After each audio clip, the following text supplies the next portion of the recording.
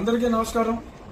ఈ నెల 4వ తారీఖు కౌంటింగ్ కేంద్రాల దగ్గర చీఫ్ కౌంటింగ్ ఏజెంట్స్ తప్ప మన పార్టీ కార్యకర్తలు ఎవరూ కూడా ఆ సమీప ప్రాంతాలకి రావద్దు అని చెప్పి మిమ్మల్ని అందరినీ కోరుకుంటున్నాను. అలాగే ఎన్నికలు అన్న తర్వాత గెలుపు ఓటములు ఎవరో ఒకళ్ళే గెలిచేది. ఆ గెలిచిన పార్టీ వాళ్ళు సంయమనం వహించి వేరే వాళ్ళని కవింపు చర్యలు ఇటువంటివేమీ దయచేసి చేయవద్దు. ఎవరూ అక్కడికి రాకుండా మీ ఇళ్లలోనే ఉండి టీవీ ద్వారా ఆ ఎన్నికల ఫలితాలను ఎప్పటికప్పుడు చూడమని మనస్ఫూర్తిగా కోరుకుంటున్నాను.